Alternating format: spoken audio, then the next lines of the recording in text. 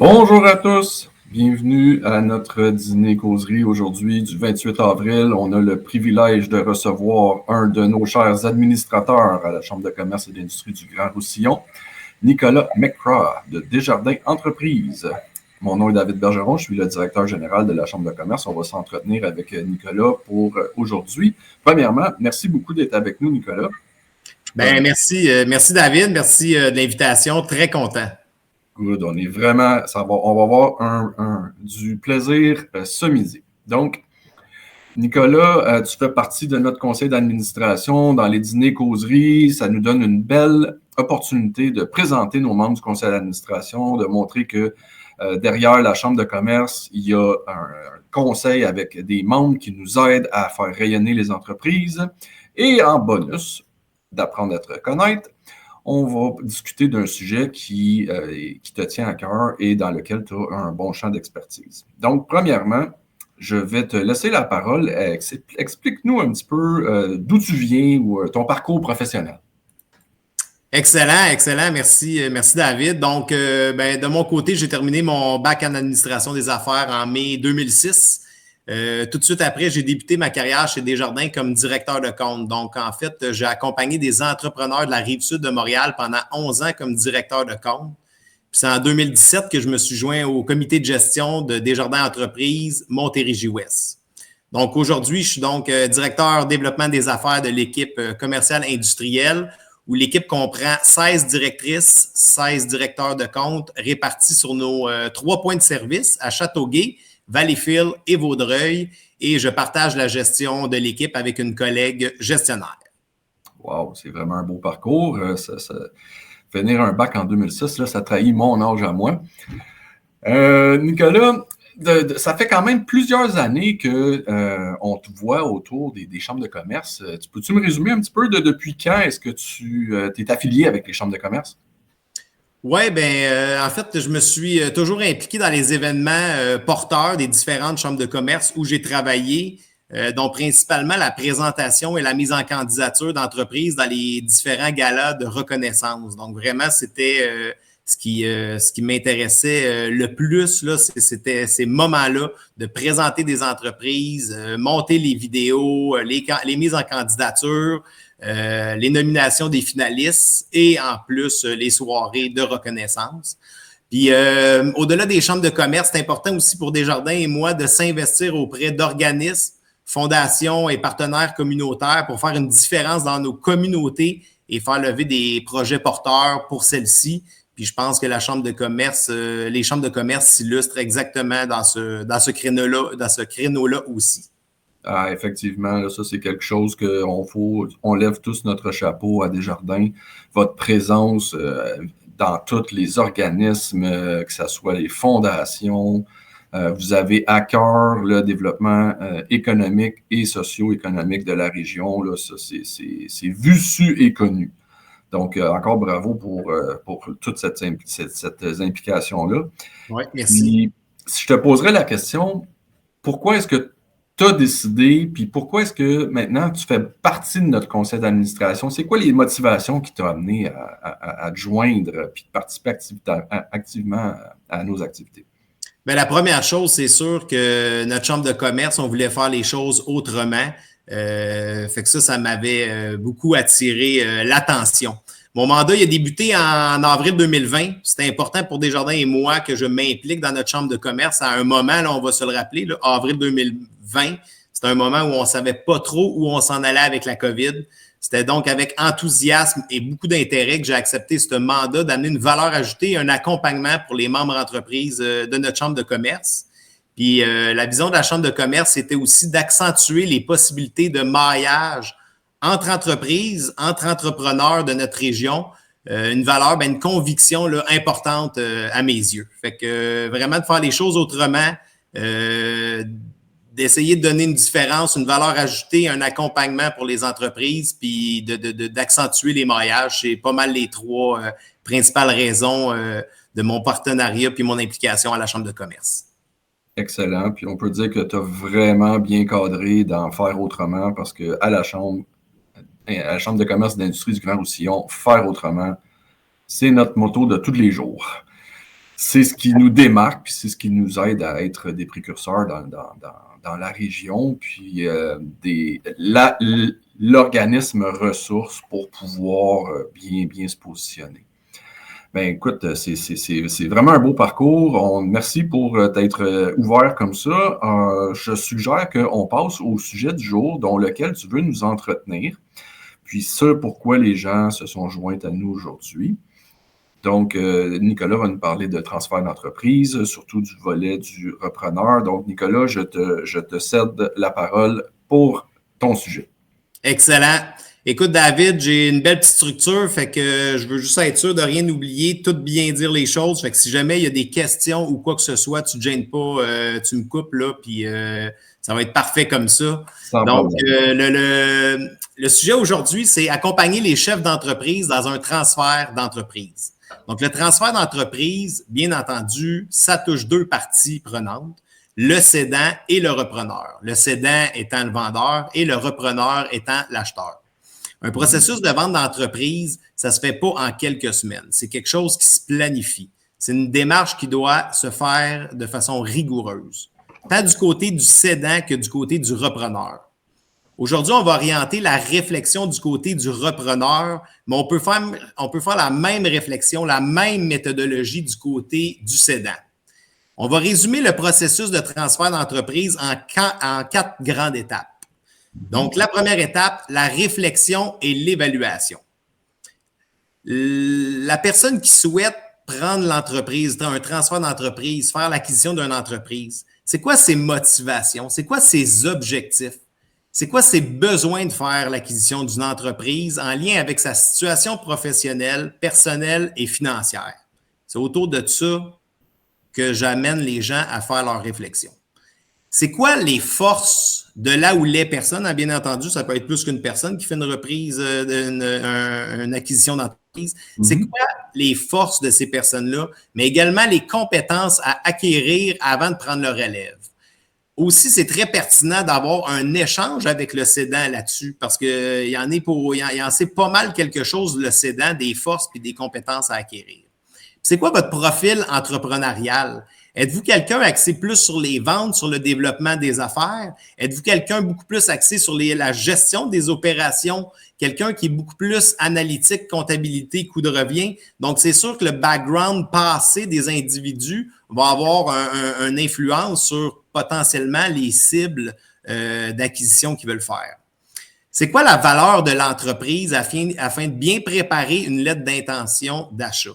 Parce que bien établir la valeur de l'entreprise va permettre aussi de bien évaluer les sources de financement. Fait qu'une excellente réflexion aussi, là, ça c'est un point important, une excellente réflexion, une excellente évaluation, ça va amener aussi beaucoup de crédibilité aux yeux du cédant, le cédant étant celui qui vend en quelque sorte son bébé. Fait qu'en d'autres mots, la réflexion, c'est quoi? C'est d'évaluer ses aptitudes entrepreneuriales, d'évaluer les impacts de l'entrepreneuriat sur sa vie personnelle, de connaître les conditions gagnantes d'un transfert réussi, de connaître les méthodes d'évaluation de la valeur d'une entreprise, les aspects fiscaux et légaux pour le cédant afin d'évaluer l'impact sur la structure de la transaction, connaître les possibilités de financement afin de confirmer la faisabilité du projet puis de démontrer son intérêt au cédant. Fait que la réflexion, l'évaluation, première étape. La deuxième étape, c'est les stratégies puis le plan de transfert. Le but ici, c'est d'avoir un plan de transfert pour faciliter et assurer une transition harmonieuse, puis de créer les conditions gagnantes pour réussir le projet de transfert.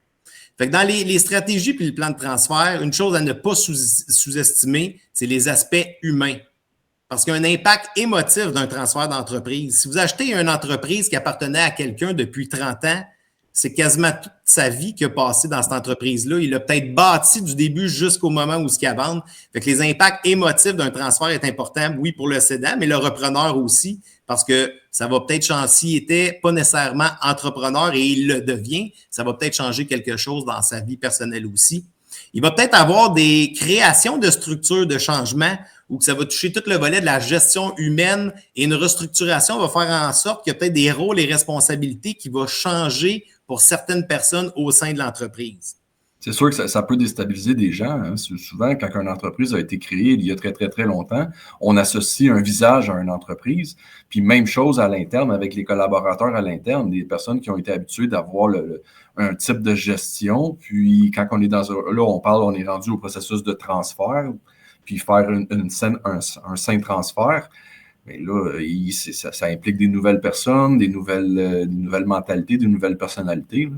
Donc, c'est vraiment un bon point que tu soulèves là. Exactement. Puis la restructuration organisationnelle, là, ça va toucher aussi l'évaluation des ressources humaines, donc la connaissance des joueurs clés dans l'entreprise autre que le cédant.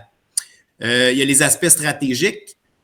Quelqu'un qui achète une entreprise va devoir mettre en place un plan stratégique. Il va falloir qu'il fasse le point sur la situation actuelle de l'entreprise, établir la vision pour l'avenir, fixer les priorités de développement de l'entreprise, puis suivre un plan d'action, bien entendu. Encore une fois, je vais le répéter à plusieurs reprises, là, mais la collaboration entre le cédant et la relève, elle est fondamentale. Et en lien avec ça, la collaboration entre le cédant et la relève, c'est tout le volet du transfert de la gestion. Donc, du jour au lendemain, il faut quand même assurer une bonne continuité des affaires en collaboration. Il va falloir faire le transfert des savoirs à acquérir et des pouvoirs à assumer aussi. Bien entendu, des échéanciers, les suivre. Il y a peut-être, tantôt, je parlais des compétences à acquérir. Fait qu'il y aura peut-être des plans de match de formation du repreneur et de la relève. Donc, c'est à ne pas sous-estimer aussi. Et bien entendu, le transfert de propriété aussi. Le transfert de propriété étant les actifs ou les actions. Très important quand on veut faire l'acquisition d'une entreprise, de respecter la fiscalité du cédant parce que ça peut jouer beaucoup sur ses ambitions de vente.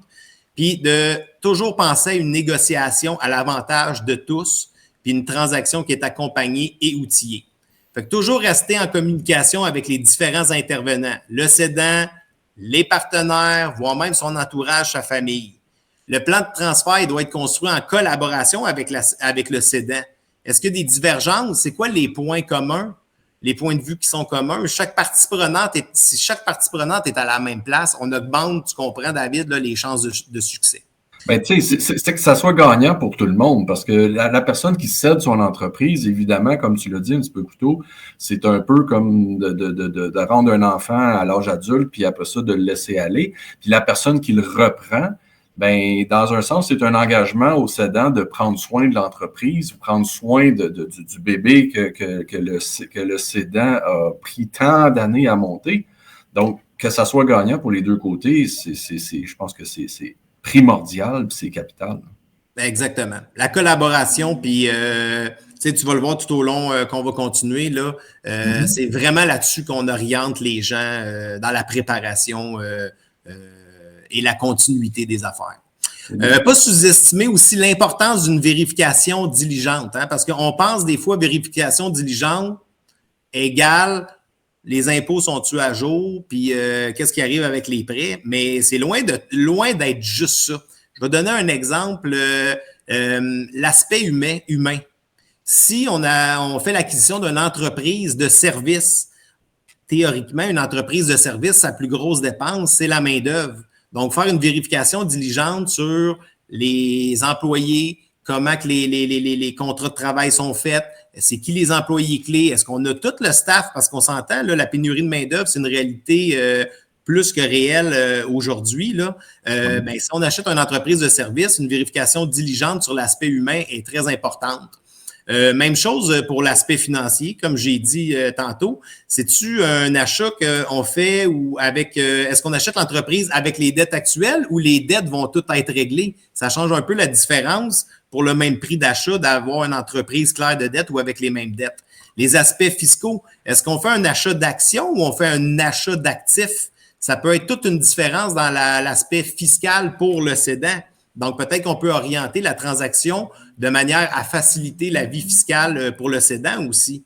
Les aspects légaux, si l'entreprise que vous voulez acheter fait 80% de ses ventes avec un seul client, une vérification diligente du contrat de convention commerciale entre les deux parties serait très fondamentale versus une entreprise qui aurait 2000 clients différents ou qu'aucun a un poids de plus de 2% du chiffre d'affaires de l'entreprise globale. Ça évite de se ramasser avec des mauvaises surprises. C'est comme quand on achète une maison, on va l'inspecter avant pour pas avoir de désagréments. C'est le même processus, finalement. Exactement. Écoute, l'exemple est parfait, David. C'est exactement ça. Puis les aspects opérationnels, donc tantôt, je parlais des aspects humains pour des entreprises, si on veut plus de nature de service. Mais un aspect opérationnel pour une entreprise manufacturière, c'est quoi ils sont comment les capacités de production, comment l'état des machines en place, de l'usine, puis tout ça, est-ce qu'il est automatisé ou ça nécessiterait une remise à neuf de certains équipements pour les rendre plus automatisés ou productifs? Ça aussi, ça fait partie de la vérification diligente. Fait que, on voit que la vérification diligente ne touche pas juste l'aspect est-ce que les impôts sont bien payés, les TPS, TVQ, DAS, c'est nettement au-delà de ça. Puis pourquoi la faire? Ça permet d'identifier clairement les forces, les forces, les faiblesses de l'entreprise, les avantages clés, les éléments à corriger, puis les personnes sur lesquelles vous pourrez compter pendant et après le transfert, puis ne pas sous-estimer l'importance de bien s'entourer d'experts à cette période-là. C'est somme toute, là, c'est de la préparation. C'est le mot-clé, je pense. Exactement. Là, on est rendu à la troisième étape, là, la transaction financière. Donc, l'achat d'une entreprise, ça nécessite une stratégie de financement qui va être sur mesure. C'est vraiment ça, là. Quelqu'un qui me dit, peux-tu me faire une petite règle bien simple là, pour du financement d'entreprise? C'est sur mesure. C'est sur mesure parce que, premièrement, il faut s'entendre sur le prix à payer avec le cédant. Est-ce que la vente, elle va se faire à 100% ou c'est graduellement? Parce qu'il y en a des fois qui vont faire l'acquisition petit peu par petit peu, mais qui va être déjà prévu qu'à terme, ça va être à 100%, mais ça va se faire peut-être de façon graduelle. Peut-être que c'est mieux pour toutes les parties prenantes que ça se fasse de façon graduelle. Est-ce que la vente va se faire via une balance de prix de vente uniquement? La solution idéale, tout est fait sur mesure, mais une solution idéale, ça restera toujours un équilibre entre une mise de fonds, une balance de prix de vente et du financement conventionnel ou débentures ou autre forme. Du financement pour partager le risque, une balance de prix de vente pour garder accroché et collaborateur le cédant, puis une mise de fonds pour démontrer que la personne qui achète, elle s'implique réellement, pas rien en temps, en énergie puis en cœur, mais financièrement aussi. Ça aide à sécuriser aussi tous les acteurs qui font partie d'un transfert d'entreprise, que ce soit le cédant, le reprenant ou l'institution financière qui va supporter le repreneur. Exactement. Puis, moi, ça, c'est un point très important à mes yeux. Le respect, l'intégrité et l'éthique doivent être au cœur de toutes les étapes de la négociation. Vous allez faire l'acquisition d'une entreprise qui appartenait à quelqu'un d'autre. Fait que pour moi, le respect, l'intégrité et l'éthique doivent être au cœur de tout ça, surtout pour la bonne pérennité de l'entreprise. Et je dirais que la quatrième étape, c'est la transition vers votre nouvelle vie. Fait qu'une fois passé devant le notaire ou l'avocat, ce moment, pour moi, là, la journée chez le notaire, c'est comme le jour du mariage. C'est le début d'une nouvelle ère, mais le plus important, c'est pas la journée du mariage. Ordinairement, la journée du mariage est quand même facile et le fun est supposé être super le fun. Mais c'est bien les nombreuses années qui vont suivre le mariage qui sont importants.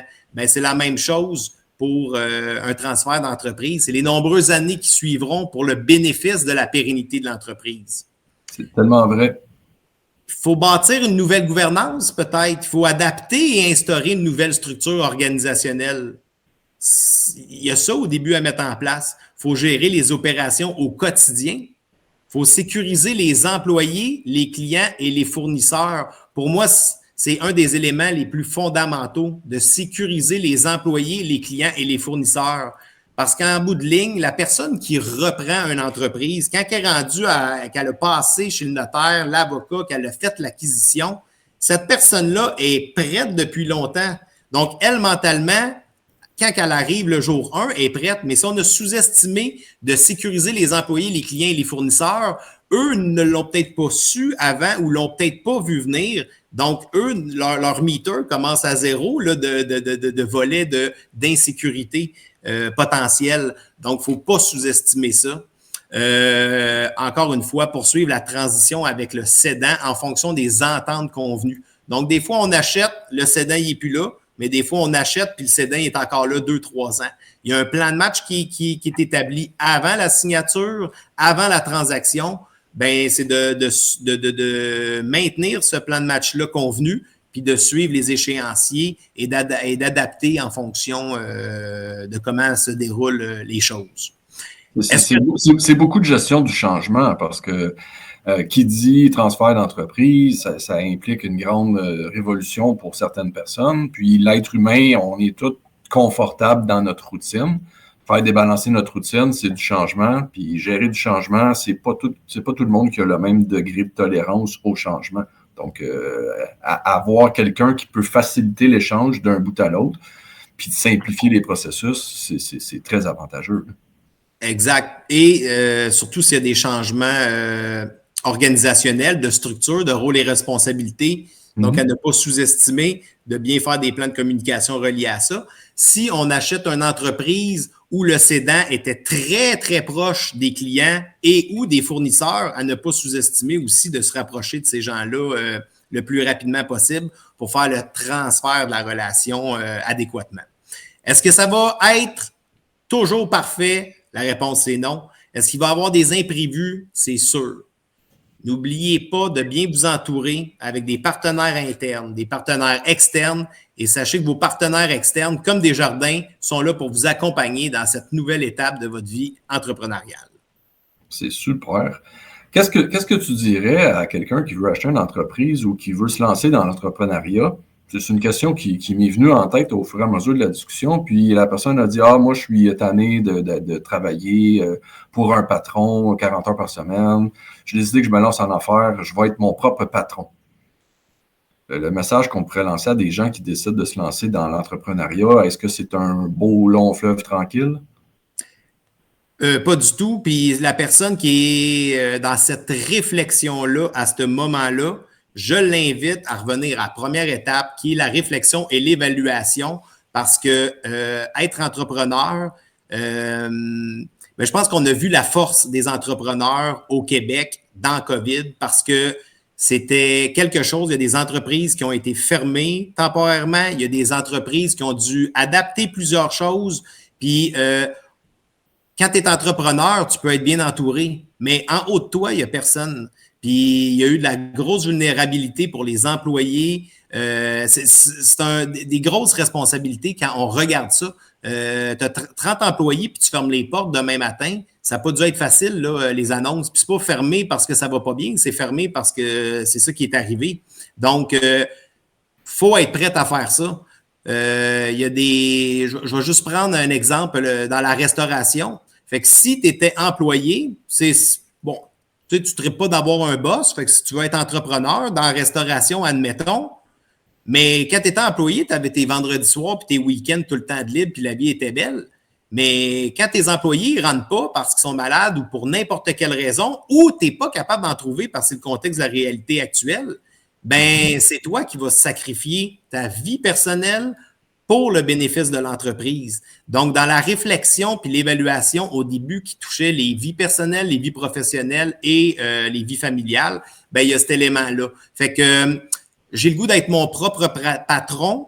C'est peut-être plus un volet de travailleur autonome que j'inviterais les gens à regarder, plus que d'être à la tête d'une entreprise parce que les convictions entrepreneuriales, il faut qu'elles soient là. Puis il faut que les gens, le sentent qu'ils l'ont, mais deux, qui sont capables de l'exprimer pour rassurer le cédant. C'est vrai, parce que être entrepreneur, c'est un art. Puis on le voit avec toutes les belles entreprises qu'on a sur notre région. Puis une réflexion que j'ai souvent eue avec des gens qui voulaient se lancer en entreprise, c'est si tu n'es pas confortable avec un patron, imagine en avoir 10, 100, 1000, parce que à un certain moment, tes patrons, c'est tes clients qui deviennent tes patrons. Donc, la réflexion se fait de nous-mêmes. Ce ne seront peut-être pas tes patrons, mais ça va être il va y avoir plusieurs observateurs, ça c'est sûr et certain. Ah, ça c'est clair. Puis, au niveau du transfert d'entreprise, peut-être, est-ce que de faire affaire avec des organismes gouvernementaux, ça peut être de mise ou il y en a souvent des fois qui ont des banques, là, je pense au CTEQ, le Centre de transfert d'entreprise du Québec, qui fait souvent des liens entre les cédants et les reprenants. Les avantages que ça serait de passer directement avec notre institution financière versus inclure plus de personnes dans le processus. Avantages, inconvénients? Ben, c'est sûr que c'est le rôle, exemple, du directeur de compte chez Desjardins ou toute autre institution financière, là, mais c'est sûr que c'est l'objectif, c'est de bien s'entourer et de s'entourer, mais c'est le rôle aussi du directeur de compte de trouver les bonnes personnes pour bien entourer. Un transfert d'entreprise, c'est pas vrai qu'on va faire ça tout seul. Comme je le répète, le cédant, il est très important dans le plan de match de la bonne continuité des opérations, mais du volet du financement aussi. Mais c'est sûr qu'on ne peut pas passer à côté des partenaires comme Investissement Québec, des partenaires comme la BDC, des partenaires d'équité comme Desjardins Capital, FTQ. Là, c'est sûr que c'est des incontournables. Et tout autre organisme gouvernementaux qui ont comme mission de favoriser les transferts d'entreprise ou les transitions vers de la relève. Là. OK. Non, c'est une très bonne réponse. De toute façon, moi, je suggère toujours aux gens de passer avec mon préféré, qui est toi chez Desjardins. Donc, ça va de soi. Écoute, Nicolas, c'était super intéressant ce que tu nous as dit. Vraiment, j'ai très, très, très apprécié. J'espère que les gens qui nous ont suivis et qui nous ont écoutés aujourd'hui vont avoir appris des choses auxquelles ils vont pouvoir faire appel, se réfléchir et faire appel à toi. Contactez-nous à la Chambre de commerce. On va vous aider à aller vers les bonnes personnes pour que ce processus-là soit un succès pour tout le monde. Donc, merci beaucoup. Merci pour les informations. Merci pour ton implication avec notre conseil d'administration. Ça nous a fait vraiment plaisir de te connaître aujourd'hui. Puis, on se dit à la prochaine. Oui, bien, merci David. Merci pour ton leadership auprès de notre région au sein de la Chambre de commerce. Puis là, on a fait notre Facebook Live orienté pas mal sur le repreneur. Mais si un jour, vous avez le goût qu'on en fasse un autre du côté du cédant, parce que le cédant, c'est à ne pas sous-estimer, c'est sûr que son volet, il est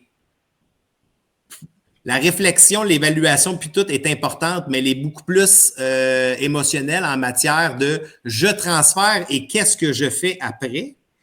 Ouais. Tandis que l'autre, c'est je fais l'acquisition et tout le gros de la job reste à faire aussi. Mais c'est à ne pas sous-estimer aussi pour le cédant qui, on le dit, là, c'est à peu près 5 ans en avance à se préparer parce que des entrepreneurs, ça travaille à 100 000 à l'heure, c'est 24 heures sur 24 entrepreneurs et de vendre et de passer à plus rien, c'est souvent un choc. Donc, il faut préparer la phase après. Fait que si jamais c'est quelque chose qui serait souhaité là, par nos membres de la Chambre de commerce ou les gens là, sur le Facebook Live, ça me fera plaisir de peut-être en faire un autre sur ce sujet-là.